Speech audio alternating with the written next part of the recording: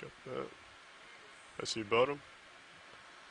Welcome to the bottom and to our expedition 1905 Leg 2 Deep Connections 2019. This is Dive 7 within Oceanographer Canyon. Speaking is Megan Putz, your biology lead from the University of Hawaii. And I am Jeff Obeltz, your geology lead from the Naval Research Lab. And it looks like we hit bottom in a good place. This is the axis of the canyon, relatively close to the northern wall, which is where we're targeting to make our ascent. And immediately as we see in view, I think this is the first dive in the expedition that we have not seen entirely fine-grained sediment when we've hit bottom. We've got a couple boulders and cobbles in sight, as well as some gravelly substrate on the bottom axis of the canyon floor. We can continue with white balance. I would call them pebbles if I was annotating them. Plant yourself in the bottom. Copy that. Yeah, that works too. And also, unless my eyes are deceiving me, it looks like some alternating patterns of lighter and darker sediment, which looks to me like seabed ripples. So this is really interesting. We're getting a very immediate feedback idea that this area, Oceanographer Canyon, where we're at right now, in about 590 meters water depth, is a lot more active in terms of current based on the coarse substrate that we're seeing in the axis of the canyon channel. Coming down. And here to greet us are a pair of red crabs. And also what looks like a little shrimp, I believe. Yep, I see that shrimp. I'm going to leave It looks like a lot of this substrate has been moving recently. At least that's how it appears to me, as these small rocks and pebbles and sediment are making its way down slope. Is that what you are seeing too? This is what I interpret as well. We've seen all the time during these dives, and we can see right now this kind of drape of really fine-grained fluffy sediment coming down, and this is what we refer to as hemipelagic sedimentation, which is kind of halfway between the really active fast continental margin sedimentation coming off rivers on land and the abyssal sedimentation regime, which is just really fine fluffy stuff accumulating at very, very slow rates. In this case, we don't see that, and if any given amount of time, it will pile up and kind of mantle everything. In this case, it doesn't look like that's getting the chance to do that. The seabed is, again, that coarse, gravelly stuff, so what we know is that within geologically recent times, there's been some sort of current with enough competency to pick up some of that fine-grained sediment as it's deposited and sweep it away, probably down the axis of the canyon. So this canyon is moving and shaking, both biology and geology-wise.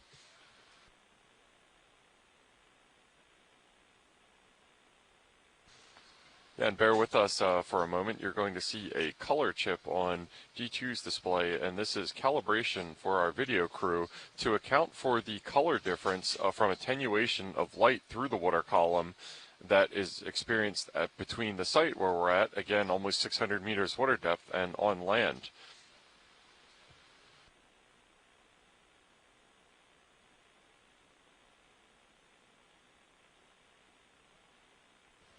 I find this color calibration very useful because it helps us better understand what the true color of these organisms that we're seeing are, and gives you some of the best imagery I have ever seen of the bottom. Or, as my family who was watching along yesterday said, they felt like they were right down there eating that shrimp, eating that squid with the crab yesterday. It's really great if you have a really large screen like the ones we have in our command center. It really brings you into the action. That's right, and those command centers, there are a good number of them around the country. Those are exploration command centers, which are locations where scientists can repeat your last video, convene and directly communicate with the ship's crew, as well as watching all these feeds coming in from the Okeanos. So I have not brushed up on all the locations of them. I know there is one at the University of Rhode Island. There's one that was just recently established in the Bedford Institute of Oceanography in Canada, going along with our Deep Connections expedition of kind of expanding the international range of this program. One in Stennis. Where are some other ones, Megan?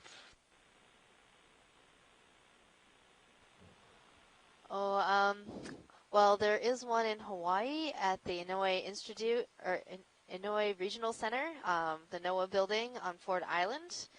They often stream the Okeanos dives.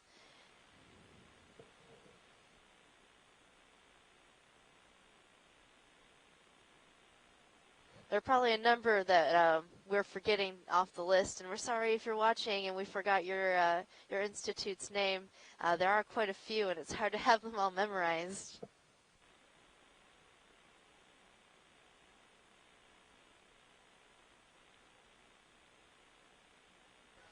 A few more are Harbor Branch Oceanographic Institute, Florida Atlantic University, and the Hollings Marine Lab in Charleston. Yeah, and as one of our shore-based scientists, Nolan Barrett, points out, those locations are very hopefully empty right now to accommodate Hurricane Dorian and whatever tempestuous track it might take.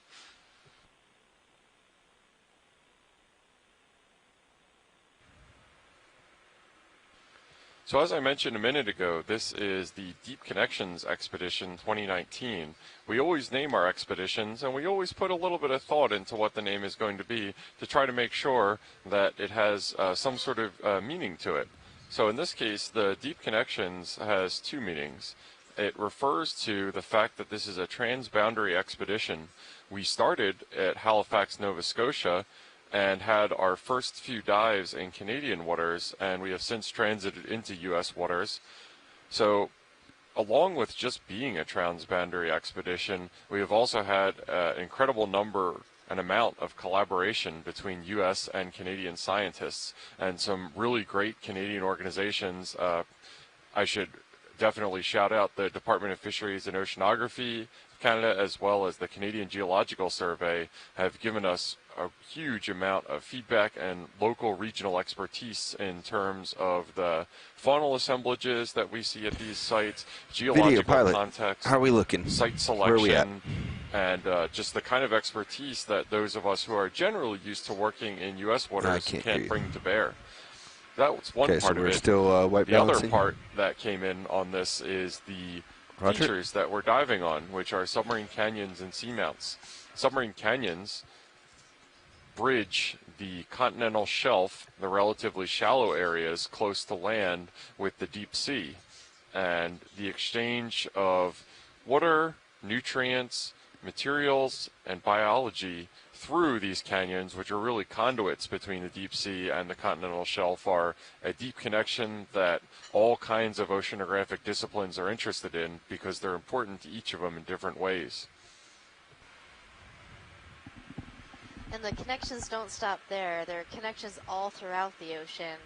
Connections between canyons and seamount areas, between animals and the way pilots, that if you got a minute, I'll give you the dive track briefly. And the way that plankton is to head larvae east. Can move between canyons and between canyons and seamounts, creating these deep sea Looks like we might communities hit a little bit more of a steeper feature about halfway. Call that connectivity. But we've got a few hundred meters to get there. Copy. Video said he's ready for mini Zeus, so if you want to rotate our arm. Yeah, so we've barely been on the bottom for 5 minutes, and we just had our first cephalopod sighting. There was one of those short fin squid that we've seen so much of jetting by, so no surprise there. They've been a pretty steady presence for us the last 3 or 4 dives. Never far and always hanging around our bright lights. So that's the forearm roll, right? Yeah, so I believe it's elbow all the way up, and then forearm roll it. And in addition to seeing a lot of these copples and pebble and rock debris on the seabed, we also see a good amount of bivalves and gastropod shells, which could have been transported from the continental margin down to this area. It again appears that this canyon, Oceanographer Canyon, is pretty vigorous and active during the sea level high stand, when sea level is at its highest in terms of glacial, interglacial cycles, which isn't the case for a lot of these submarine canyons. Most of them, I should say all of them that we've dove on so far this expedition, when we land in the axis of a channel, we generally see either sparse boulders or pebbles that have fallen down the canyon walls, or just an entirely uniform fine-grained blanket over the entire canyon axis channel. So this was an interesting surprise. Never And cool seen to them see. caught before. Yeah, me either. So the communities we were seeing in those other canyons in that soft sediment area consisted mainly of anemones and soft corals like sea pens that Does that help you at can all? live within the sediment, along with yeah, a number of different kinds of polychaete worms that also live in the sediment.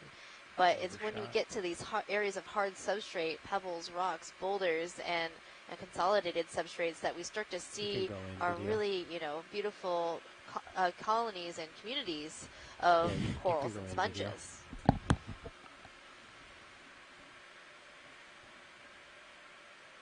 Okay, I can give it a bump up video if you want.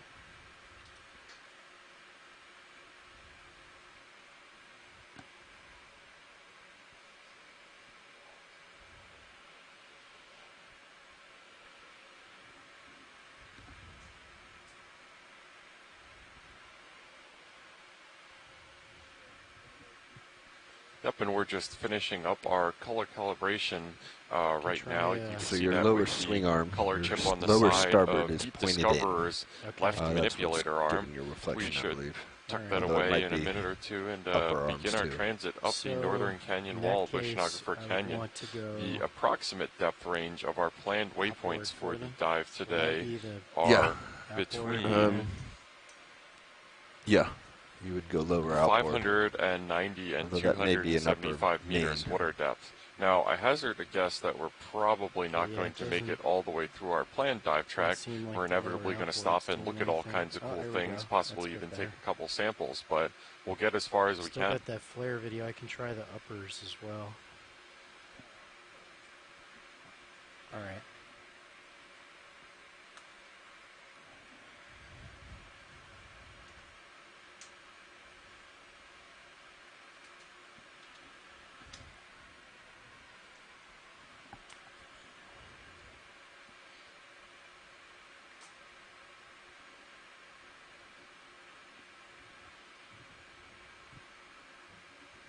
So as the bottom comes back into view, I'm seeing a really interesting human piece of debris. Let's go in the right here Beerus video. canicus. It's oh, Megan, if you can can you just tell me a quick little zoom bit on about that main genus and Zeus. species? Oh, well, they It'll come in give many people forms. something to look at while you're some of the white balancing. Thank you, that's good. Budweiseri and the various other kinds. And it's an unfortunate fact that their depth distribution seems to be practically unlimited, seen at many sites around the world, cosmopolitan species to be sure. For sure. They're quite popular. But on a more less joking note, we do often see human debris within our dives, and almost every dive within the deep sea has seen some type of human impact. So that's a really interesting observation, and it's important to know how much we're impacting the deep ocean. Sometimes you think it's really far away, it's really dark down there, no one will know, but it kind of makes me sad when I see these things in the ocean. Absolutely, Megan.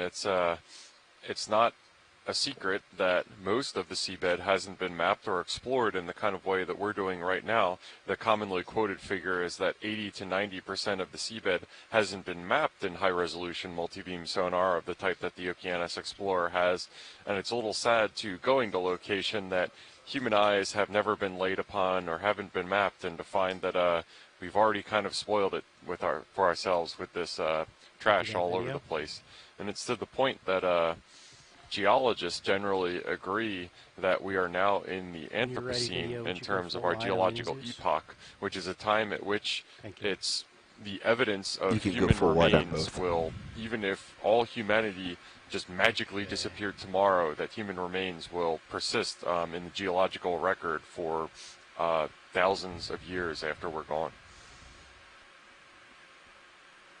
So here in center screen is our ubiquitous squid, the short fin squid, Ilex ilabrosus.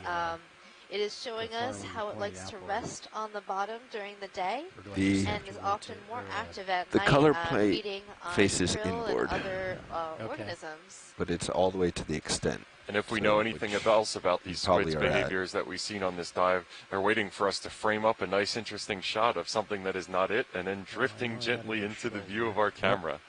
Yes, they are the photobombers of the deep. So as far as marine weather right now, I don't think we have a full-fledged squid storm going on right now, but generally speaking, where one short-fin squid is sighted, there aren't too many far behind it, so... Yes, they're probably circling above us near Sirius, and if you do watch your Sirius view, you might be able to spot a few swimming around.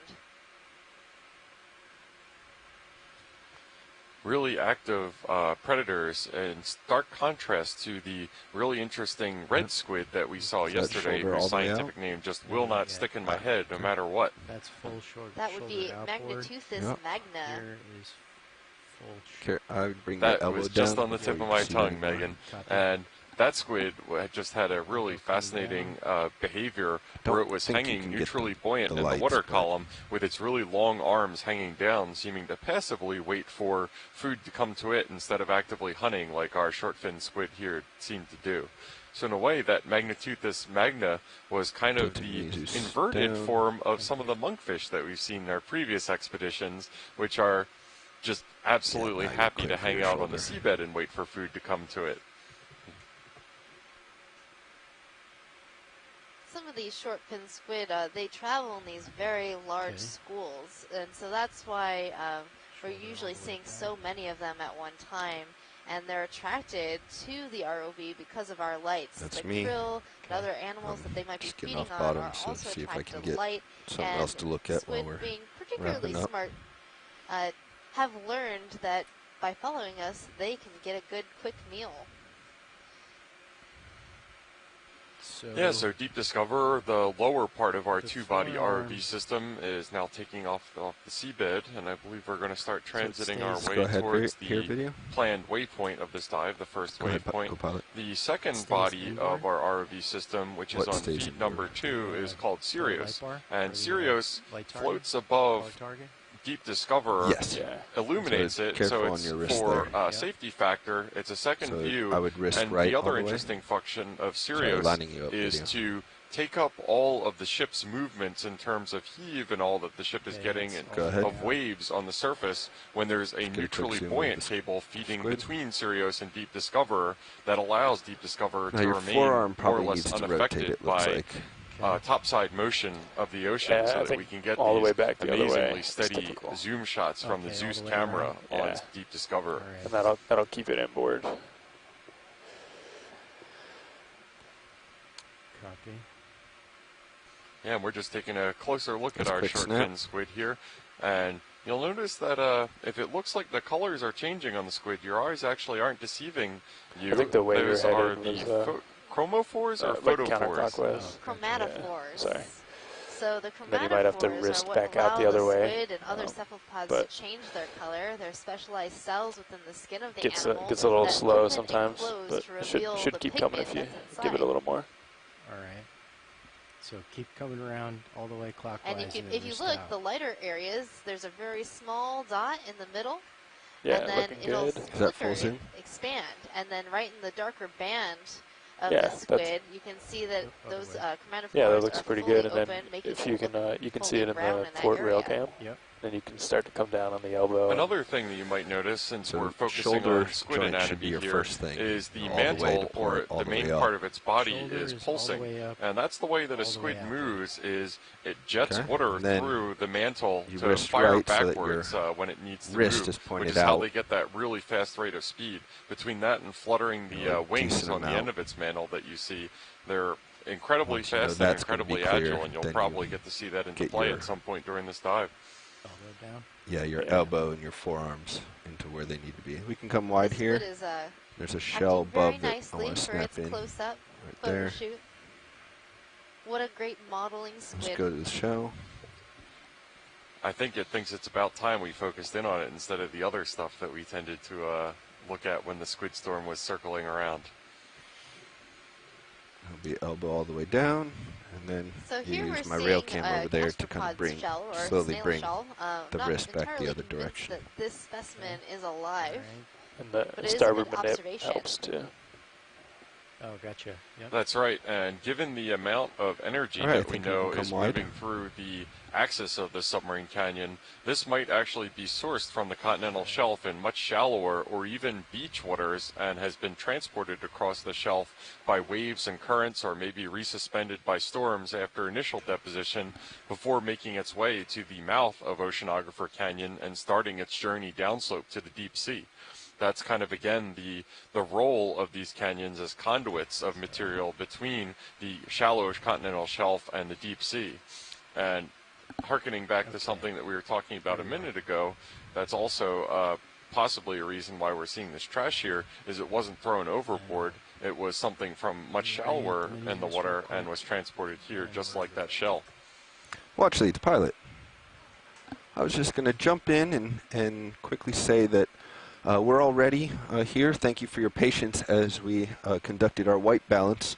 I just want to point to that training is just as much as our program here.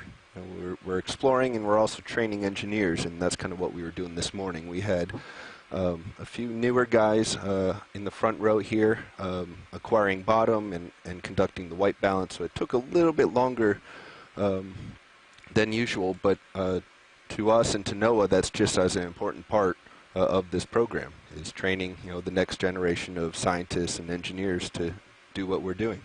So thank you for your patience, and we're ready to proceed.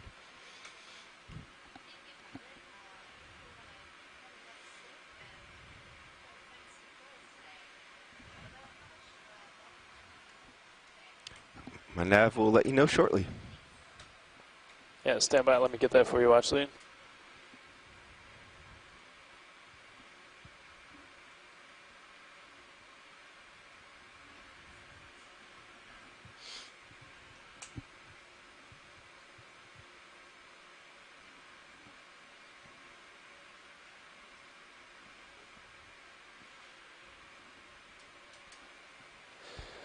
Watchlead, this is nav. Looks like we'll have about an hour and 40 minutes or so.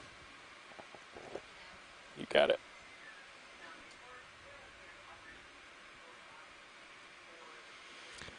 All right, let's head out. Uphill. Yeah, so in case that didn't come through, we've got a bit of a truncated dive today. We had a late start. Snap on Hermit. So we will have approximately 1 hour and 40 minutes of bottom time on this dive, which thankfully, given how close we landed to some interesting action, should be plenty of time to see some interesting stuff. And we can already see a tiny little colony of anemones. I think those are anemones. I'm not as confident now, populating the rock, as well as some of these ubiquitous red and white banded shrimp of the type that we collected, and also a hermit crab of the kind, I don't know the exact kind, but similar to one that you might see on the beach. How about a move, guys? What do you think?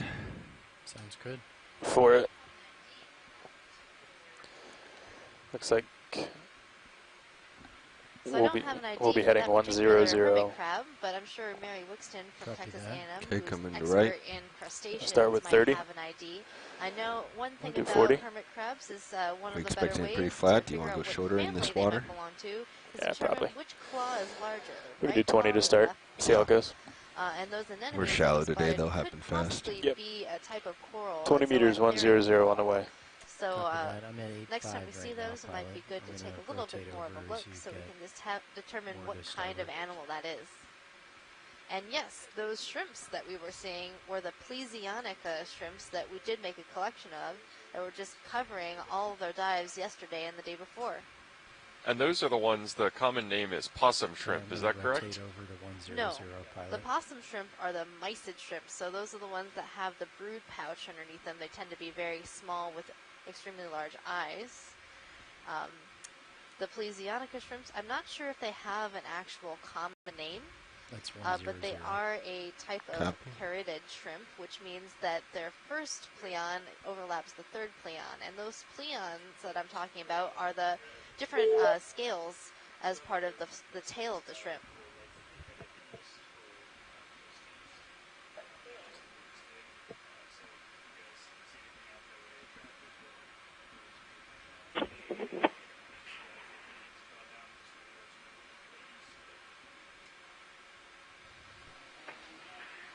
Yeah, and as expected, we definitely see a couple more of those short-fin squid in this area, probably drawn by the lights, and I have to imagine liking the idea of all the mollusks and arthropods that we've seen on the bottom here so far. Some of those little shrimp and all look like they could be prime candidates for squid food. Where are we heading? 100? Yeah, 100. Oh, so I'm already there. Yeah. I've also noticed that today the water isn't nearly as clear as we've noticed on other dives. It seems to be a lot more sediment suspended in the water column. What might cause that? No, that's not a coincidence, Megan. It's that same reason that we're seeing the gravel bed of the channel axis of the submarine canyon is probably the same reason why we see a lot more turbidity or suspended sediment in the water column. The currents down here are probably too active for that fine-grained hemipelagic sedimentation to remain on the seabed or have the ability to peacefully and quietly settle down. So probably what we're viewing here is movement of sediment with some sort of current, either up or down the canyon wall. Monkfish? Looking at the nav screen to get an idea of the orientation of the ROV to try to figure it out, but these currents are probably a representation of the tidal cycle, and that should reverse either a couple times or 4 times a day, depending on whether it's diurnal or semi-diurnal tides here, which I cannot remember. Looks slightly different color-wise, color morph than... Oh, and we have our first monkfish, which I was just mentioning a couple minutes ago. Go ahead, video. The monkfish is a flatfish that is flattened top to bottom, unlike some of the flounders or halibut that we've seen on these dives. This is actually kind of a smaller specimen, I believe. Pilot, can we get lasers, please? Thank you. Yeah, so this is actually a smaller specimen of the monkfish that we've been seeing. This one looks to be about 30 centimeters or so in length, and those lasers that you just saw are 10 centimeters apart exactly, so give us an absolute scale for what we're seeing to account for some of these camera zooms and different angles. The monkfish is an ambush predator. It doesn't like to move a lot. It tends to conserve its energy, blend in with the seafloor, and you can see that modeling pattern as well as the general color helps it do it, and uses its lure to appear like some sort of little tasty tidbit, and then use that oversized mouth that you can see in view right now to gobble anything up that might take the bait. When you have and we had a really interesting interaction with the monkfish a couple dives ago, where one was flicking its lure at us, very similar to an angler casting its line to try to get deep discoverer to come and take the bait so it could attempt to eat us. And I would love to see the monkfish. Looks like you guys have some ROV engineering team might bigger not than normal like the targets, idea of a monkfish trying to mangle deep discoverer, a little bit off the it would have been interesting for sure. Of Sirius there. Watch leads, Pilot. Go ahead, Pilot. I had a question about the monkfish and what sort of determines the color morphs. To me, that one seemed to have a different pattern than some of the previous ones we've seen. Is that a different species of monkfish, or what creates that pattern? So they are all the same species of monkfish, Lophius americanus. Move complete.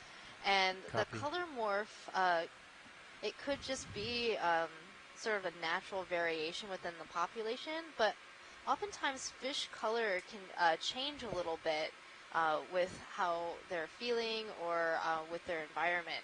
I'm not sure which of those two scenarios is correct for the monkfish, but that's my educated guess. Great, thanks for the answer.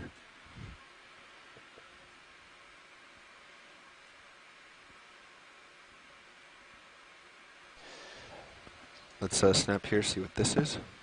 Hi, everyone. I'm on the line again. It's Mary Wixon at Texas A&M.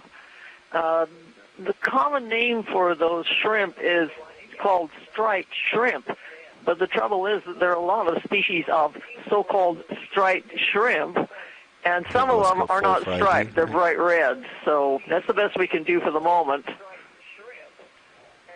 Yeah, thanks for joining us, Mary, and thanks for the intel. Most of the deep water hermit crabs belong to a family called the Parapagoridae. They look like your coastal hermit crabs, except that there are some differences with the appendages you can't see inside the shell. On your call video. Great, thanks. Yeah, and it looks like, unless I'm wrong, we have our first coral sighting of this dive on this fairly large boulder at the axis of the canyon. Megan, what type of coral is that? So that's a type of. So Andy, usually when all the lights on Sirius are on, the Titan, you can't really see the tether that's coming back into Sirius, but with no lights on, you can. That camera does pretty well looking at the length of the tether. So that's a good way to check on the tether when we actually don't have good visual. And that kind of adjusts for itself rolled downhill as you go. With the boulder that it was starting to grow on. Hopefully. And that's why we saw that the end of the coral, it's better than nothing. There were The no shrimp's polyps, looking a little you different. just bear We can snap here. So it's likely that that particular coral might not there you live go. much longer in that Maybe location not. unless the boulder See it a lot more again. ash than normal. Yeah, for sure. Yeah, and I think that's a good educated inference, Megan. And I can probably also add on that boulder Yep, probably didn't come down the axis of the canyon like some of the sediment and maybe some of the smaller pebbles and gravels. During the sea level high stand, even though this canyon is relatively energetic and does appear to have sediment transported down the axis of the channel, so we would call this a relatively active submarine channel, the current is probably not strong enough to transport boulders of that size, I would guess, during this current conditions, except in maybe the strongest storms with very infrequent recurrence intervals. So that would probably have been a boulder that detached from the canyon wall and fell down instead of coming down the central axis of the canyon. And it looks like we have some interesting crab activity here going on. Is this a fighting that we're seeing right here, Megan? Well, I don't know, but it definitely doesn't look particularly friendly. It could be that these are both male crabs, and it did seem to be like some type of mating season. We have seen a number of occurrences of these red crabs in a mating activity. So maybe one of these crabs is a female, and you guys want another move? I think so. Trying to figure out another who 20? gets the honor. Yeah. Okay.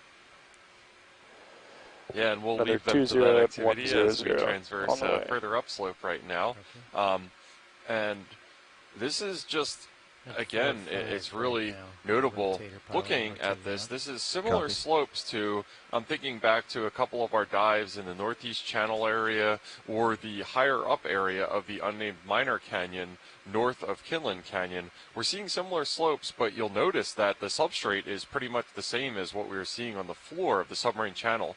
So this was probably what the Northeast Channel Canyon walls would have looked like if we were seeing fairly more frequently flushing events that were kind of stripping some of that really fine fluffy sediment off the canyon walls.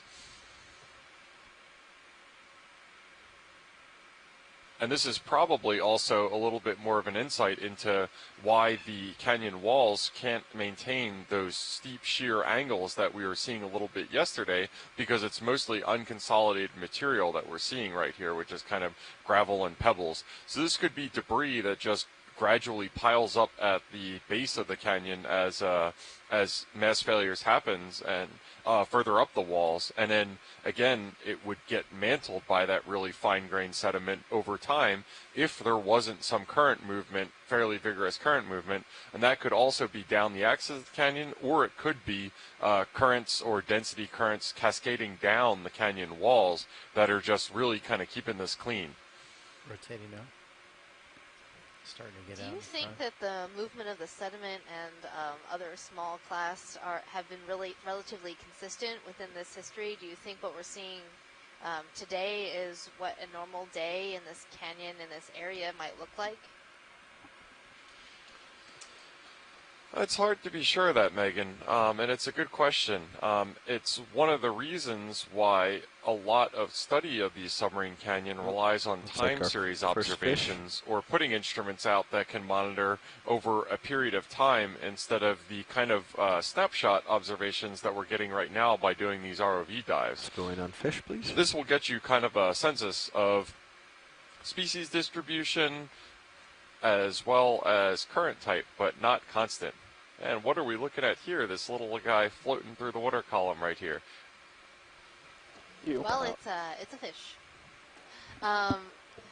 So I do believe we learned the other day that I think it's time to let it go. I like. Eel pout. Eel pouts, yes. I was like, why is my brain blanking on this? Yeah, the eel pouts will, especially in their larval or small juvenile forms, will curl into a ball within the water column like that.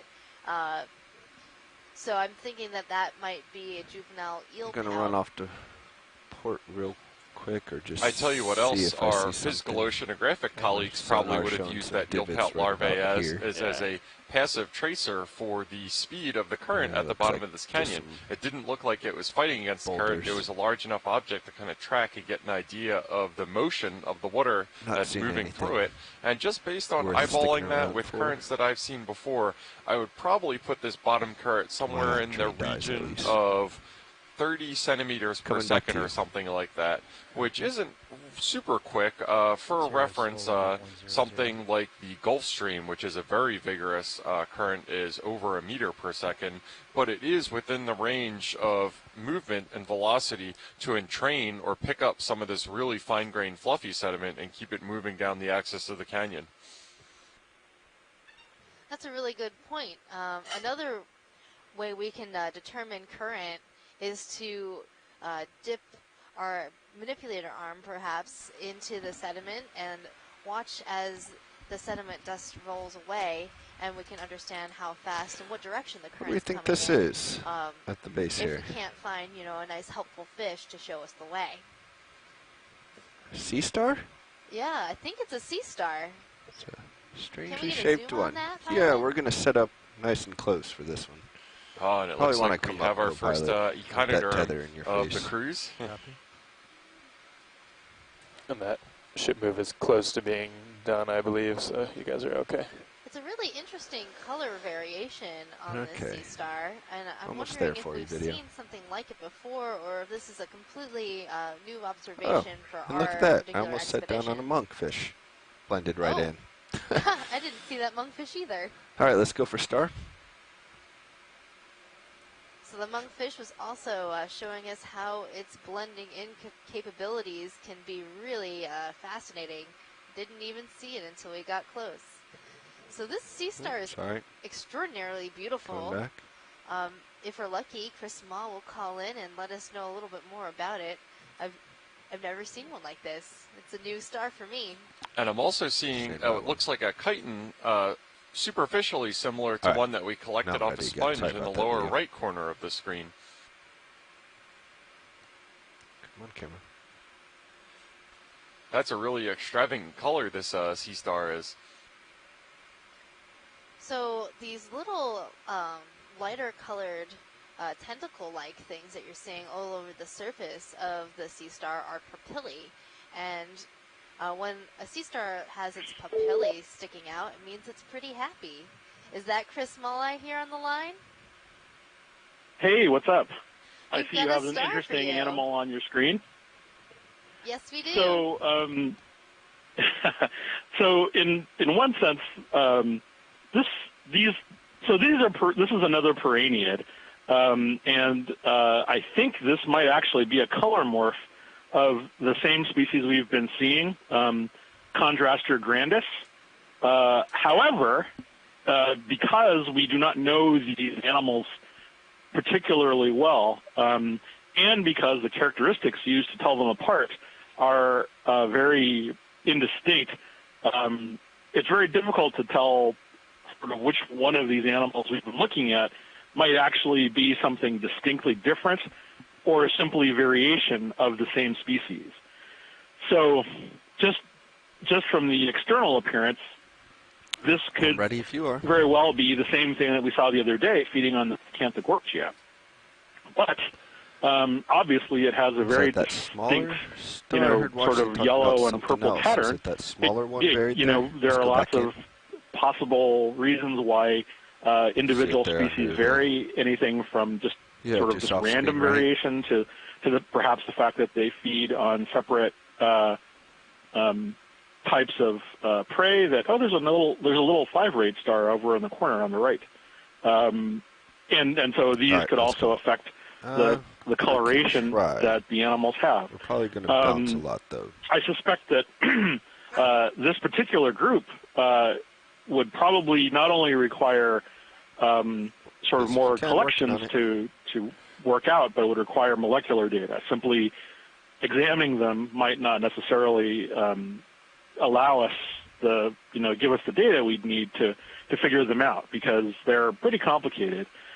While we're still on this sort of area, could we? There's a little 5-rayed star that's on that little rock. Let's come wide. Yes, we are going to get a zoom of that. There's a little bounce here. I just need to turn the vehicle a tiny little bit because the way the camera was moving. Yeah. But don't worry, we're going to get it. So stick along with us until we get there. I think. There's another. Sorry, there's another star in the background there. Oh, this is Star Heaven. I was looking at. I don't see any. Well, it's 3 of them. That's for sure. That's a. I should go out and buy a lottery ticket. Hey, Chris, would you want us to collect this sea star?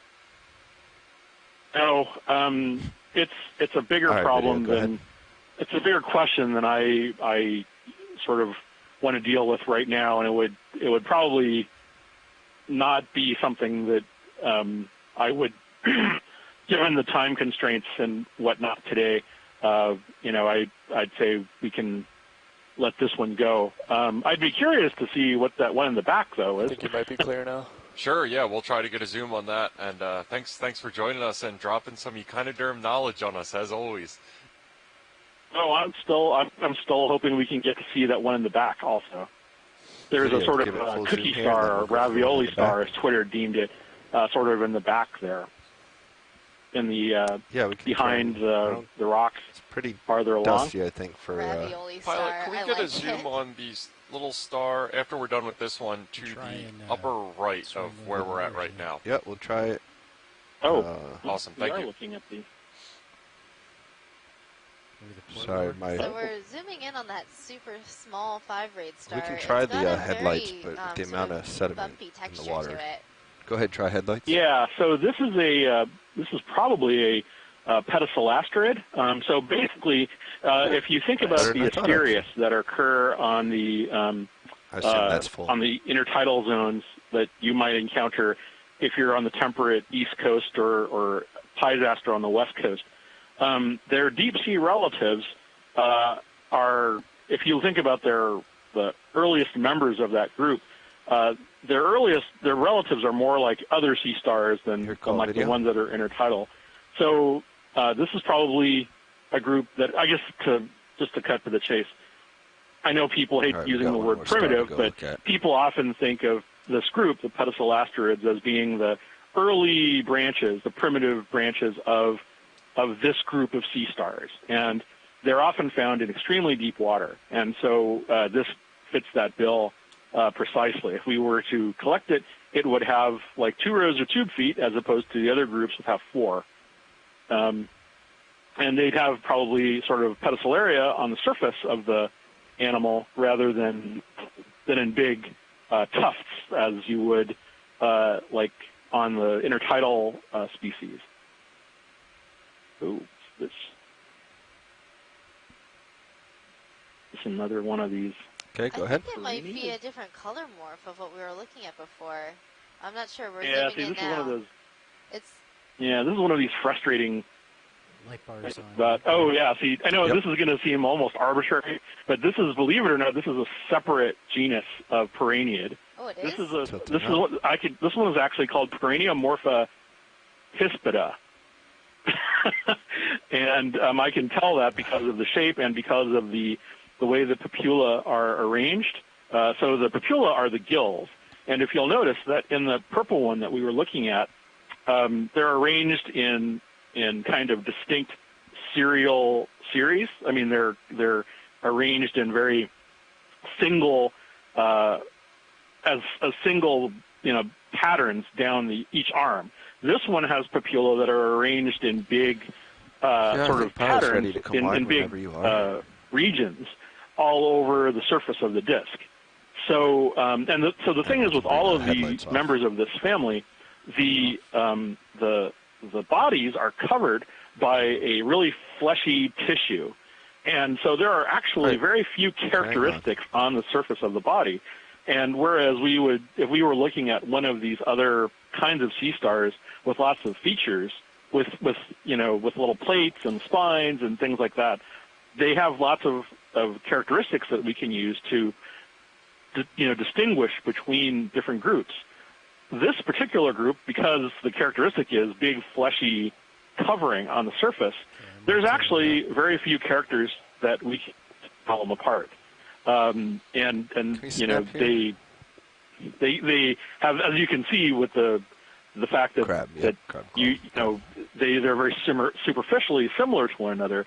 They can be very difficult unless you have a lot of experience with this group, which fortunately I just revised a couple of years ago. So even I could have possibly made a bit of an error with some of these because they look very, very close to one another.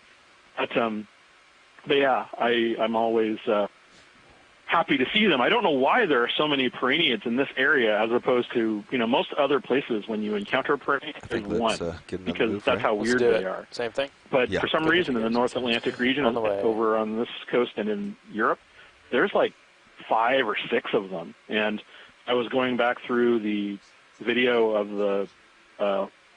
the prior expedition, and we saw one for the first time feeding on a sponge. And unfortunately, I wasn't on the line at the time, but it was the first time that one had ever been seen alive. So, so even here in America's backyard, we're still seeing, species for the first time alive. And and to me, that we've been collecting these for literally, like the 19th century, and and we're still, and for the first time, we're seeing what they're feeding on, what we're seeing, how they live. We're seeing what color they are, So these are all, I know I am biased because I am a starfish expert, but it really is exciting to see all of these discoveries, and they really are discoveries. Seeing these for the first time, because I've seen people speculate. I've seen armchair discussions for hours about people like talking about these things at echinoderm conventions and whatnot. And they've never seen one alive. It's always, functional morphologists and paleobiologists. And I'm a paleobiologist, so I've done that too. But to see them alive really just sort of gives us a nice fresh jab in the shoulder as far as this sort of thing goes. Anyway, so good. 3 different kinds of sea stars in just as many minutes. I greatly appreciate that, and I let you get back to your other Oceanographer Canyon stuff. Well, thanks for calling in, Chris. Every time you get excited about sea stars, I get really excited about them too. Well, it is hard not to get excited with some of the stuff that we're seeing. And at some point, I guess things are a little quiet. I have a geology joke. I've told this a multitude of times, but it never gets old. And Jeff may actually get this. Jeff, where do you find a peridotite clock? I don't know, Chris. Where do you? On the mantle. Yeah, that's a pretty good one. I haven't heard that one before, but I definitely appreciate it. Oh, I'm sure Twitter is listening to this as we speak, but that's a classic given to me from my friends in grad school. Believe it or not, my PhD is actually in geology. So, I was in a paleo program for my PhD. All right, so where did you go wrong? Where did you leave the geology ranks, Chris? Anyway, I'll let you guys go. You have a fish. Thanks, maybe Chris. if we're lucky, we'll talk again today. Thanks for calling in. Bye-bye. So, yeah, we have a fish on screen right now, moving a little bit against that vigorous current. I have to imagine that substrate feeding fish might appreciate this bottom current exposing tasty things to eat. So this fish we're seeing is a type of fish Pushing known back as a into rat-tail fish video. or grenadier. I'm drifting away. This one has a particularly long dorsal fin and a very pointy nose. So my first guess on a genus would probably be Nazumia, but it could also be in the genus Coryphaenoides. All right, I'll leave it. So we often see these fish associating close to the bottom with their tails Coming in the back air, center. probably looking for Co-pilot. some tasty Copy. snacks. And sometimes they become tasty snacks. The other day we saw a kind of stretched out. I'm looking forward to 2-1. the Atlantic halibut spot one of these fish in the distance and swim over and right up. Yeah, that was really stunning to see in the unnamed minor canyon north of Kinlan Canyon. That once I get back to shore, I am going to advocate for being named Halibut Canyon. I am going to actually get it, try to get it named that, because we saw at least 3 of those Atlantic halibut in there. They're endangered species and really majestic. The first one that we saw, which was just in excess, well in excess of 1 meter in length, it was a absolutely enormous fish, and they're just so weird looking, so cool looking. We got to see them swim around that just they really kind of locked it into my brain that that's what I'm calling it in my head, so I might as well try to get it on the books. Yeah, I don't think I've ever seen a halibut in real life swimming around, so it was a really unique experience for me. And just as Chris was saying, it's exciting for people who study these animals to see them in real life. I found it really exciting to see one of those fish that you keep hearing its name, but you've never actually seen it swim. It was great to see it. Yeah, and just a couple of quick geology notes while Chris was giving us some great information on the sea stars that we were seeing. Also in the same frame as those starfish, you might have noticed different colored patches of the seafloor next to each other. Those will look like seabed ripples, which are evidence of sediment movement. You end up with one steep slope of the face on the backside of the direction of the current and a shallow, gentle face on the front side, if I'm recalling correctly, for unidirectional current. And that's kind of just a metric for recent sediment movement. Otherwise, in lieu of energetic current activity down here, everything just kind of gets draped by that hemipelagic sediment. I think let's come on. It does look pretty draped with sediment, and earlier I kept asking you questions about how this terrain might look on a day-to-day basis, because we are seeing a lot of suspended sediment, a lot of turbidity today in the water, and corals don't particularly care to be covered with sediment, which might be a reason we're not seeing a lot of incrustation on these rocks. Every time we've seen a very large boulder or a flat area, you guys ready? that looks particularly hard. Good substrate for corals, anemones, sponges to inhabit. It's just been covered with change it shrimp. to 090. I'm thinking the reason we're not seeing the level of incrustation that we have seen in other areas is that this sedimentation might be pretty persistent, which would limit the growth of these animals. 20 meters, 090 on the way. If you're a filter feeding organism, you do want good food particles getting to you, but you also don't want to be covered in sand.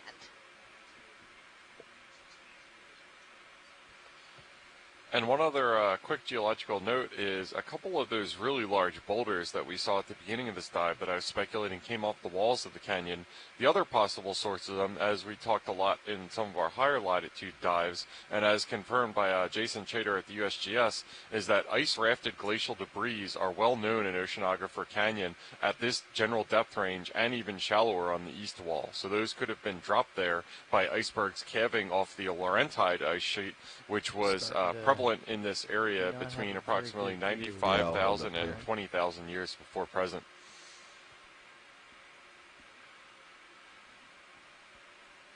You might have video play with your, yeah, there you go.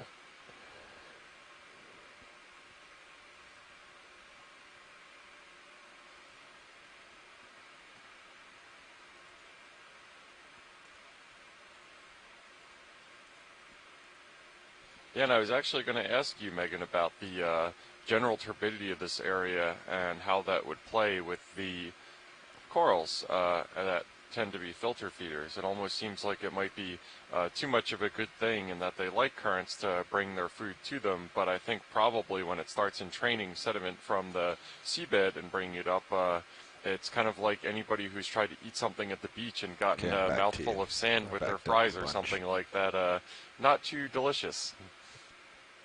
Yeah, definitely not too delicious. You don't want too much suspended sediment in the water column.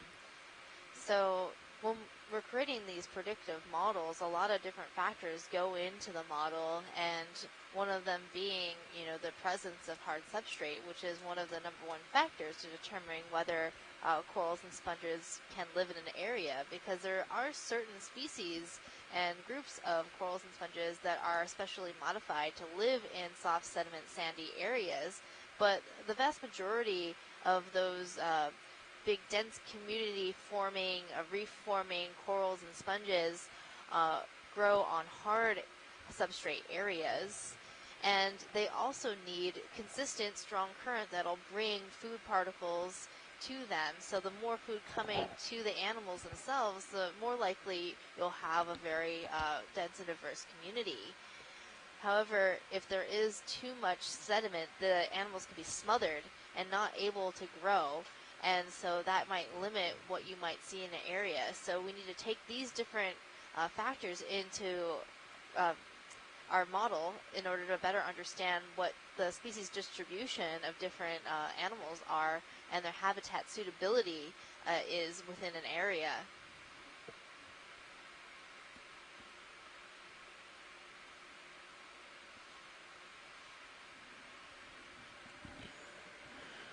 When are we done with this shift? Half hour. Oh, we're done in a half hour? I think so. I'm just interested to Andy, see, do you want to get in here? as we make our way up slope, if we might see actually, a shift in how I much might be wrong about that. turbidity and how much sediment is suspended in the water. Maybe Stand this by. area is just particularly sandy, or the sediment is different than what we saw in the other canyons.